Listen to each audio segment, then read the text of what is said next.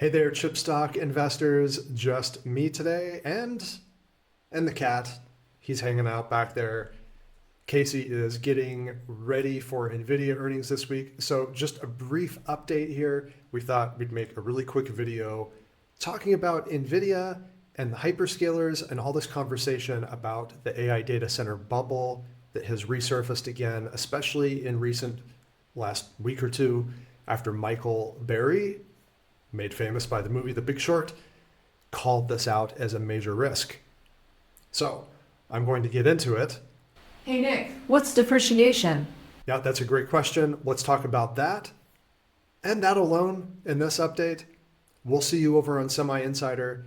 We have a live event and live Q&A following Nvidia earnings on Wednesday evening. Check that out, Semi Insider. You can access that on chipstockinvestor.com via our web app. That's where we post all of our research articles, and we're building out some other cool tools there as well to help you get a better understanding of the semiconductor and global electronics supply chain. So before answering that question, what is depreciation? Here is the tweet from Michael Burry, where he's calling out the hyperscalers for understating depreciation by extending the useful life of their assets. And there's a little table here in the tweet. We've got the link to his X account, but especially starting in 2021, 2022, right around the time Nvidia's data center boom happened, you can see the hyperscalers starting to increase the useful life of their assets from most of them anyways, just a few years to now currently 5 to 6 years. Meta back in 2020 depreciated their server and network computing assets over a 3-year span. Now that's at 5.5 years. Interestingly, though, this hasn't been a problem for all of them. Oracle, you can see 5 years ago, had a 5-year depreciation schedule. Now it's at 6. So not everybody has been aggressively extending the useful life of these network assets, data center servers. And the implication here is obviously it's the GPU-based servers from Nvidia that are causing this extension of the useful life. And as a result, GAAP earnings per share get reported higher because the depreciation expense ends up being lower when the value of that asset is depreciated over a longer period of time. Basically, it's expensed in smaller chunks each year. But rather than just try to debunk this argument, we hear the argument, we think there are some valid issues there. In our blog over on chipstockinvestor.com last week, we talked about how we actually see this as being a legit risk, especially for the so-called neo-cloud companies like CoreWeave. But rather than just talk about this argument and why it doesn't hold water, we're going to let you decide, but let's first discuss what depreciation actually is in the first place. And here's the definition from the Internal Revenue Service. Depreciation is an accounting method where you expense a long-lived asset over the course of many years. And assets that qualify or are required to be depreciated are called capital expenditures, or CapEx. I think everybody has heard that term, especially in the last couple of years. CapEx. Generally, these are big ticket, expensive items. Think things like property and real estate.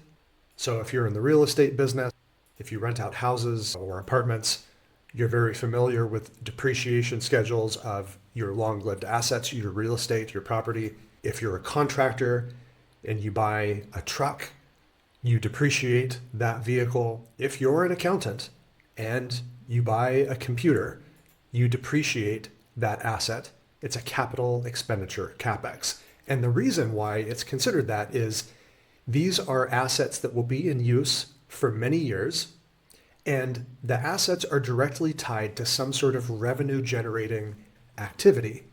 So if we stick with the same examples that we just talked about, obviously real estate, if you're in the business, rental income, you need to buy property in order to generate revenue. If you're a contractor, you need a truck to transport workers and equipment to the job site. If you're an accountant, you need a computer to do people's taxes. And so the principle behind all of this is pairing the value of the asset with the revenue generating activity in that year. And what depreciation ends up doing is it helps smooth out the expense of that expensive piece of equipment over time and pairs it with the revenue that it generates. And it's a way for the IRS to encourage businesses to make steady investments rather than expensing this all upfront in the year that it was purchased. You could buy unlimited pieces of equipment every year to reduce your tax liability and never actually generate any revenue with that purchase.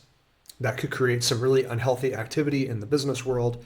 It also, of course, ensures that Uncle Sam gets his tax payment every year. So that is depreciation. It differs from operating expenses. Think like smaller item consumable products like office paper or ink for your printer. It's something that you need in day-to-day operations, but it doesn't have a long life expectancy. And so you just expense it upfront in the year that you purchase it because you expect to use it very quickly. And so the argument here is that the hyperscalers are purchasing long-lived equipment and property. They're buying property, building data centers on them, and then filling them up with things like GPU-based servers from Nvidia. The argument here is that a GPU-based server does not have a useful life of 5 to 6 years. Its useful life is maybe more like 2 to 3 years. But here's essentially what this does to the financials by extending the depreciation schedule from 3 years out to 5 or 6. In the case of Meta, 5.5 years. They increased it another half a year in the beginning of 2025. And through the first 9 months of 2025, extending the useful life of those network and server assets decreased their depreciation expense by $2.29 billion, which led to an increase in GAAP net income of $1.96 billion.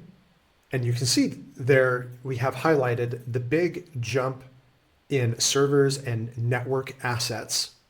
At the end of 2024, 68 billion was the listed value of that, now up to 92 billion plus as of the end of September.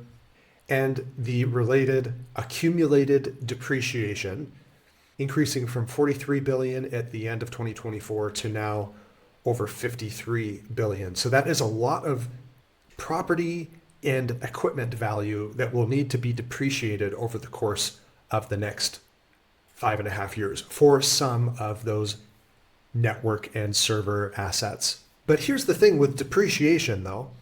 Depreciation, again, is an accounting method used for reporting GAAP net income or loss, which is essentially a way to submit what your profit is for tax purposes. It's not a profit metric for you, a shareholder, to measure what cash might be available at the end of the year to put into your pocket. And the reason being is depreciation is a non-cash expense. In future periods, after you make that capital expenditure, you buy that property or equipment, the money's already gone. It's already been spent. And so the depreciation is a secondary risk to the capital expenditure itself. Once Meta and the hyperscalers have actually made the capital expenditure, which you can actually see in the company's cash flow statements, we have that highlighted in pink here, purchase of property and equipment. The money has already been spent. The depreciation doesn't matter as much anymore. What matters is, can the company generate profitable revenue in future years based on that capital expense that has been made? So this is the big question. It's not a question of the depreciation and how long the useful life is. The CapEx, the money has already been spent. Free cash flow for Meta and the other hyperscalers has taken quite the hit, especially this year as they ramp up these purchases on GPU servers. And so what we need to be concerned with here at this point is, will there be revenue growth and profitable return in future years from these investments? And that is a question that you and you alone can answer for you and your portfolio based on what your need is. For For those of you that have been around for a while, it comes as no surprise, but full disclosure for all those of you that are just finding us here at Chipstock Investor, we view owning Nvidia and a basket of the hyperscaler stocks as a sort of built-in soft hedge. When the hyperscalers are spending lots of CapEx, that's great for Nvidia, but at some point that CapEx cycle will come to an end. That would be bad for Nvidia, but the related free cash flow for the hyperscalers will go up. So great news for the hyperscalers.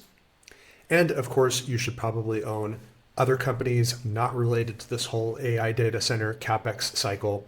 We talk all about that, the electronics supply chain, and how to analyze it and make investment decisions based on it over on Semi Insider. Check us out, chipstockinvestor.com. See you over there and see you after Nvidia earnings later this week for another update.